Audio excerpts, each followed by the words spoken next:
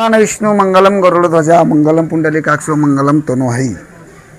आज गुरुकृपा वारकरी शिक्षण संस्था आळंदी देवाची गेल्या 10 वर्षापासून आपला नित्यक्रम चालू आहे। आज एकादशी निमित्त तसेच गीता जयंती भगवान श्रीकृष्ण परमात्मा यांनी आज गीता अर्जुनाला सांगितली। आज अमृत योग आणि त्या योगावर हरिभक्त पारायण बाल कीर्तनकार विदर्भ भूषण ज्ञानेश्वर महाराज शेळके। वास्तविक पाहता सांगायला आनंद वाटतो की हा विद्यार्थी फक्त तिसरीत आहे। एवढा छोटा विद्यार्थी आपल्याकडे 2 वर्षापासून 3रं वर्ष चालू आहे आणि खरोखर मनाला तृप्त होईल एवढा सुंदर विद्यार्थी असा बोलला।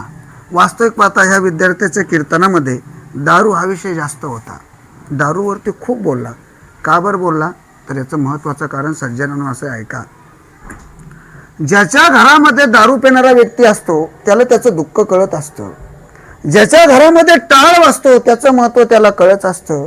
ज्याच्या घरामध्ये पण ज्याच्या घरामध्ये चूलच पेटत नाही आणि ज्याच्या घरामध्ये 24 तास धिंगाणा असतो आणि दारून आयुष्य बर्बाद झालेलं आहे, लोकांचा संसार बुडालेला आहे आणि ते स्वतः पाहिल्यानंतर अनुभव आल्यानंतर सांगणं हे महत्त्वाचं आहे। आज या विद्यार्थी सांगत असताना याच्या कीर्तनामध्ये जास्तीत जास्त दारू हा विषय होता। का?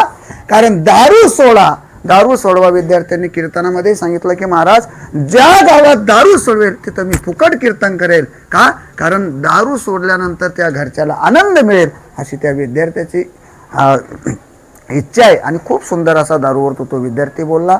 खरोखर माऊली ज्ञानोबाराय कृपा कराव, हा विद्यार्थी महाराष्ट्रामध्ये त्याची ख्याती हो आणि सुंदर असं कीर्तन करो। एवढ्या वयामध्ये बोलणं सोपी गोष्ट नाही महाराज। 2 तास अतिशय भरीव असं कीर्तन या विद्यार्थ्यांनी केलं। मी संस्थेच्या वतीने हरिभक्त पारायण आमच्या संस्थेचे सचिव ज्यांच्या माध्यमातून संस्थेचे पूर्ण कारभार चालतो असे मयूर महाराज राठोड, असे सुभाष महाराज राठोड यांच्या वतीनं हे विद्यार्थी दिवसेंदिवस तयार होत चालले। सर्व कार्य त्यांचं आहे आणि अतिशय चांगल्या प्रकारे ते कार्य करतात। माऊली ज्ञानोबा आहेत त्यांना उदंड आयुष्य देव, कारण त्यांना उदंड आयुष्य भेटलं तर असे विद्यार्थी हजारो तयार होईल। हे पूर्ण कृपा माऊली ज्ञानोबा यांची आहे आणि